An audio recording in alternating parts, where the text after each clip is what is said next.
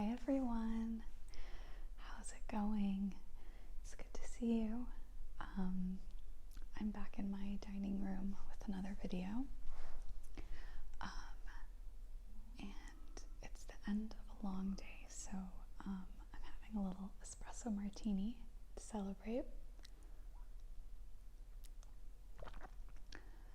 I just finished work and I'm getting ready to go and spend some time with a friend at her place, and yeah, I think this will just be like a little ramble. I didn't really prepare much for this video, but I guess I'll just talk a little bit about what I'm going through. And February is such a weird month. It's a month I have a hard time with, just because it is so cold where I live and there's not really anything exciting or like fun really planned for this month. Usually I think I try to like travel around January or February just to like break it up, but yeah, it's, you know, it's just one of these months. It's still cold. I'm really ready for warmer weather. I think next week it's gonna go up to the 50s, 60s, which will be nice. But even then, it's just like during the day, so I kind of miss some of that stuff. And just sitting at my desk at work. But you know, I do have a lot of trips coming up. I have traveling happening in March. A couple of, one's a work trip. I'm gonna go see my family for one of them, and then I'm going on like a kind of cabin vacation with some of girlfriends of mine, because we all have birthdays around the same time. Well, not really, but we're all having significant birthdays this year, I guess I'll say. And yeah, interpret that in whatever way you wish. But I am celebrating her birthday, and then after that I'm going to kind of like a hiking trip across the US, and then after that I'm going on a collective birthday trip with my my girlfriends, and that's like a kind of big fun trip that we've planned, and I'm very excited for it, because we're going to the beach, and I love the beach. I'm a water baby all the way. So yeah, we're gonna do the beach, and then after that is my actual birthday in June. I'm a Gemini, and my family's coming here to visit me, and we'll celebrate. And then I have a few weddings, so it's a lot. But if I'm being honest, I'm not someone who gets overwhelmed or anxious when it comes to travel. I think I'm a really good traveler. I like traveling. I like packing. I like preparing for a trip and planning for a trip and all of it. So it's kind of what's coming up. I've been doing a lot of thinking about just like what I want for this channel and the kind of content that I want to make. And I think a big part of ASMR that I think is just a little bit like underutilized, I guess is maybe not the right word, maybe just not as often do I see big successful ASMR channels do this well. I think often people have vlog channels where they talk about what they want to say and their lives, and it's kind of a little bit more lo-fi and a little bit more real and authentic. And from my perspective, as the kind of ASMR that I enjoy listening to, is really all of that stuff. So really authentic, genuine, soft-spoken content, just softly spoken rambles or vlogs, things of that sort. I really enjoy listening to, more than the kind of overly cinematic, all the nicest, newest mics, heavily produced, I would say, content doesn't always work for me. For some reason, it's not all the time, but I'd say enough of the time I kind of avoid that type of content, unless it's by, big creators that I, know and love their voice regardless of what they're saying or doing. So I wanted to make sure that like my channel was creating that type of content, and just thinking of ideas around that can sometimes be daunting because I don't want to overdo it or think too hard about something and then all of a sudden it's been too produced and I've spent too much time on it. A big part of this is wanting to make this like accessible for me in my life, as someone who works full-time, and I would say I have a pretty robust social life and packed calendar because I like doing things and spending time with people. It's that way because I've created it that way. It's not that way because I'm super popular and getting asked to go all these places and do these things. It's definitely not that. I think a large part of it is just I don't like being bored. I don't like sitting at home, and I like exploring where I live. I live in a really vibrant city and there's always things to do. So I like taking advantage of that. But I want to make this something that I can keep up and do consistently. And a part of that is making sure that I'm not biting off more than I can chew, if that makes sense. Just doing things that are simple and easy. I love to cook, so I want to do more like cooking content and things of that sort. But yeah, I don't know. I love espresso martinis so much. Oh my gosh. I feel like they just pick me up and then I'm like ready for the night and it's awesome. What else? Yeah, so just been I'm in this phase of my life where I'm really changing. I'm changing a lot of like my routine and my habits, and just growth, I think, is really a big part of it.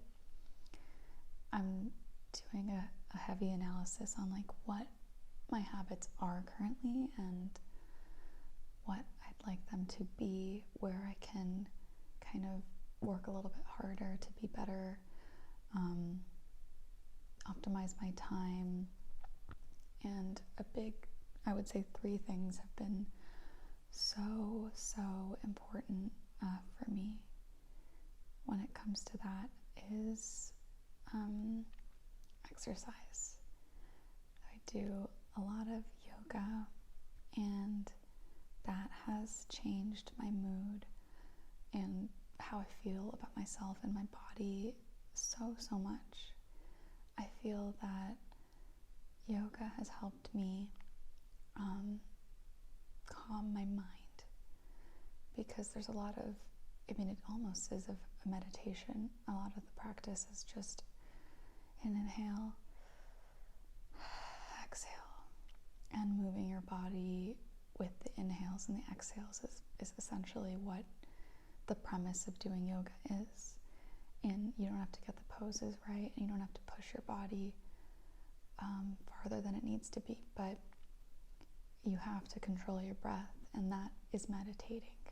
So that calms my mind and gets me centered, and I find that I can focus so much more after doing yoga in the mornings or even in the evenings though it's harder to fit those in sometimes. I think the mornings are nice because I don't really have much going on early in the morning. You know, I don't have obligations like children or things that kind of you need to pay attention to before work. So it's like, why not use this time wisely?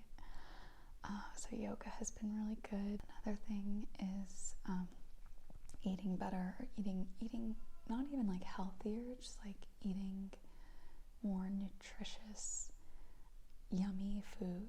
And I think that really comes from cooking at home, because I think you can like make something that's still tasty and indulgent, I would say, and whatever that means, I don't know, but it's still like nutritious, and because you're making it yourself, you know everything that's going into it. You're not using like junky stuff, extra like processed stuff that goes into like fast food. And don't get me wrong, I love fast food. I love food in general, and I often am out, and it's like I can't go home all the way home before I am going to like the next thing or the next event, so I have to get food out, and that's like a part of it for a lot of people, and I understand that.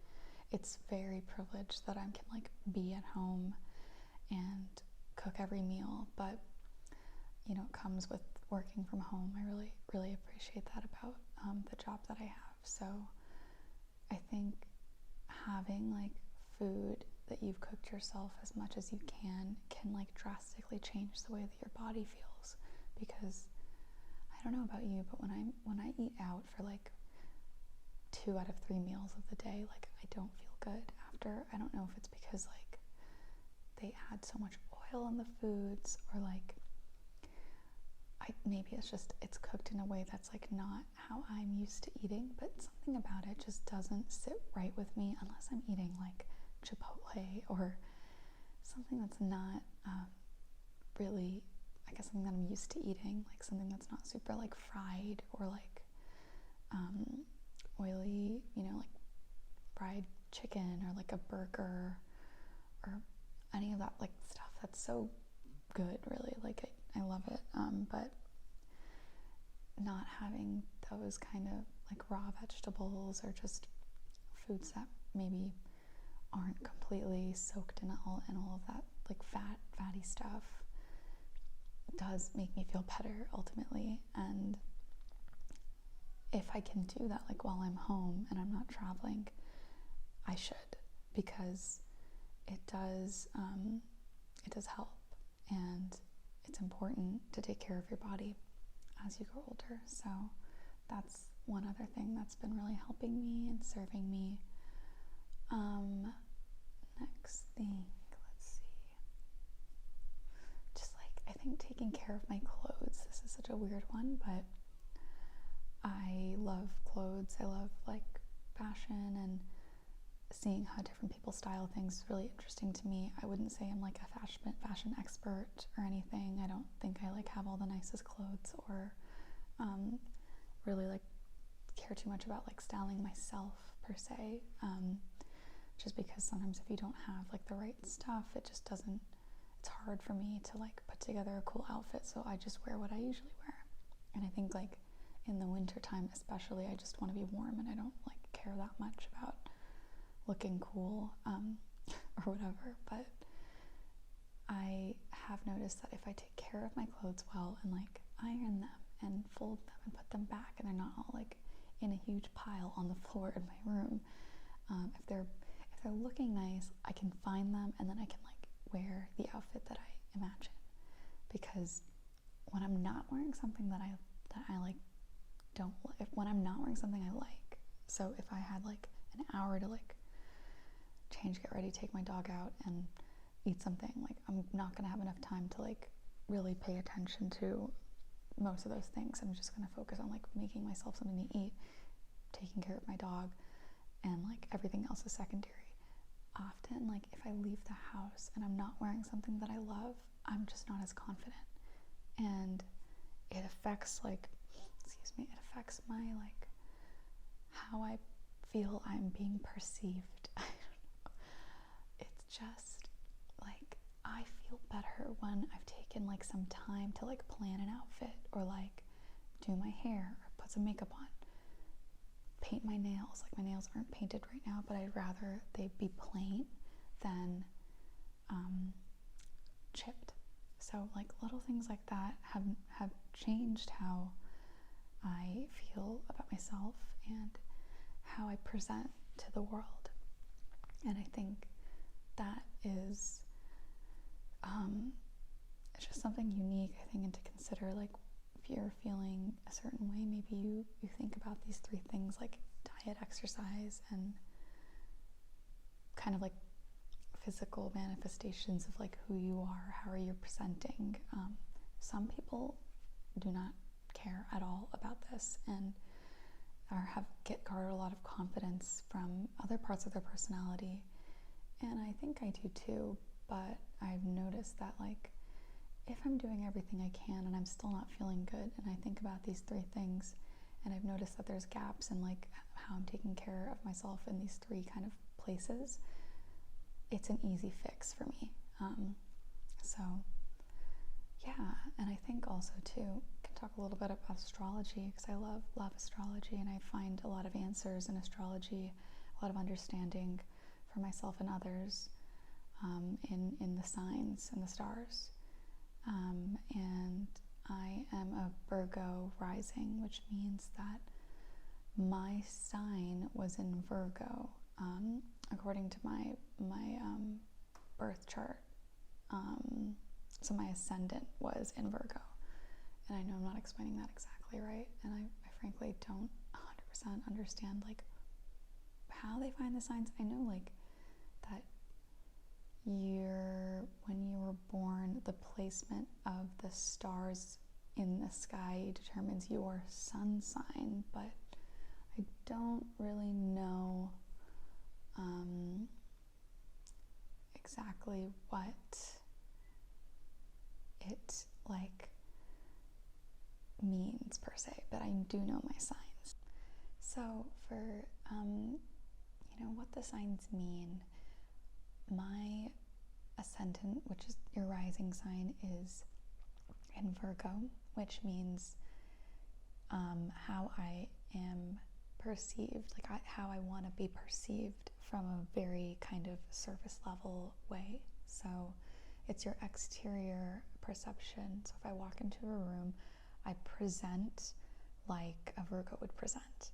And so what that means is very meticulous with my appearance, attention to detail, or I care about attention to detail and about being meticulous. Doesn't mean that I always am, but just very aware. Virgos, I would say, are extremely aware of themselves and others, and like they know where every mirror is, and not in a way where it's vain, almost like a extreme awareness of perception. I think Virgos are also quite intuitive, and organized and focused. Sometimes they can be a little self-loathing. I don't have that part of the Virgo, because Virgo's not my true sun sign. It's just my rising. So yeah, and my true sun sign is Gemini, and what that means is like, it's kind of like your, excuse me, I'm like getting a little bit of an allergic reaction. Your sun sign is really like your overall personality. So it is kind of your soul personality. Like, you will relate to a lot of the descriptions of this sign, because on a whole, like, overarching level, like, that is, what you connect to. And that is just like some people don't understand it and don't relate, and that's because we have a whole chart with each sign at a different placement for the planet. And so like, you can have a Mercury sign, you can have a Mars sign, a Saturn. My Saturn is in Pisces, my Mars is in Taurus. All of these things mean different things. So it's a lot, but maybe I'll do a video about it, because I love talking about it. But my My sun is in Gemini, which means that I am an air sign at heart. I am very light, easygoing, talkative, spacey. Like, air signs can think of 80 different things at once and they get a little lost in all of it. They can talk a lot. Geminis are real talkers, but they also have two sides to them. So Geminis are the twin sign. And what that means is there's a real duality in how a Gemini is understood. Some people see one side of them and some people see the other. And that is what people don't like about Geminis, is that they feel that they can't trust them because they're not always the same way in front of one person as they are the other. However, I, as a Gemini, would say that we're adaptable, we are flexible, and we make the people we're talking to feel comfortable. And that's what the power is from having multiple like dimensions and like a multifaceted personality. So that's all I'm gonna say about that, because people hate on Geminis a lot. And you know, we as Geminis, like, you can try, but we are one of the more confident signs because we know ourselves and we can read the room really well. We can hold the room really well. We are great conversationalists. I can't tell you how much this helps me at work and just meeting new people. I feel that I can kind of lead the charge and walk into a room and not know anybody and still be fine. And that was not how I felt for a long time. But, you know, as I've gotten older and kind of harnessed my personality and understood like what it means to be a Gemini and how it presents in me and my personality in specific, I've used it to my advantage. So yeah, and my moon sign, which is your moon, is your innermost thoughts, emotions, feelings. So your heart of hearts is your moon, and my moon is in Leo. And you know, I don't really know a whole lot about that, more than just kind of some basic facts, because I'm not, to be honest, I'm not like loving the fact that my moon is in Leo. I don't like that sign very much. And that is particularly because I haven't had a lot of great experiences with Leos.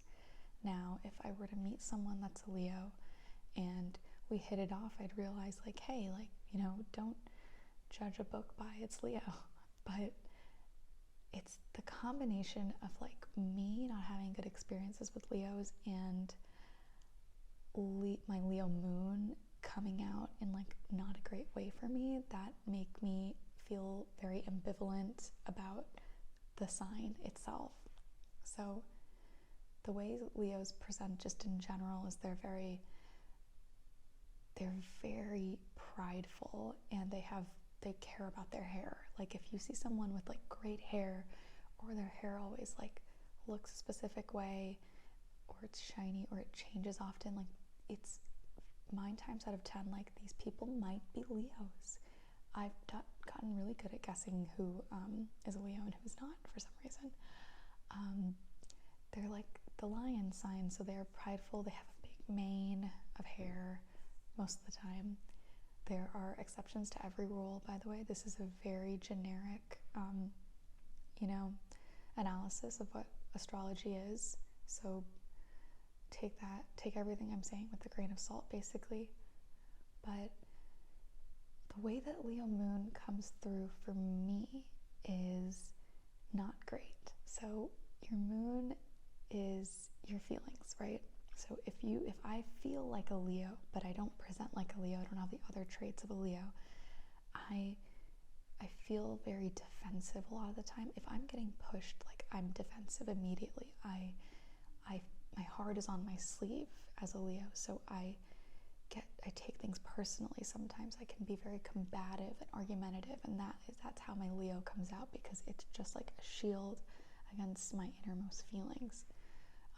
That's where the pride comes in. So it doesn't always work. It's a fire sign, I believe, and that also has to do with a lot of it. I'm not sure exactly if it's a fire sign, but I'm pretty sure like Leo, Aries, they're both fire. So that also is like there's a fieriness to my innermost feelings and thoughts. And so, yeah, that's that. But, you know, I think all of it creates who I am. There are other planets in my chart that are represented by mellower signs. Like I have a lot of Cancer in my chart, which is a water sign, and they're very maternal. They care deeply, you know, so things like that kind of come through in that way in other parts of my personality. But my big three are pretty dominant. You know, Virgos are not complacent people, Geminis are not complacent people, and Leos are not complacent people. So it's a lot, but because Virgos are earth signs, like there is a bit of like solidness to myself that I think like grounds the air sign in my Gemini and the fire in my Leo. But it's also like, okay, then you meet me and the Virgo's gone, and then it's a lot of like air and Leo, a lot of talking all the time and getting fiery. And that's why, like, I think my innermost like circle of friends and family like know that version of me, and it's a unique personality. But some people love it, some people hate it, so I'm not here to be liked. But yeah, so yeah, thanks for chatting with me. Almost done with my espresso martini. And I'll be back with more videos more frequently. We'll take a month-long break again. And any video ideas you have, things you want me to like talk about, or different types of triggers, drop them in the comments. Please remember to like and subscribe, because it just helps me, it helps my channel. And yeah, thanks so much. See you later.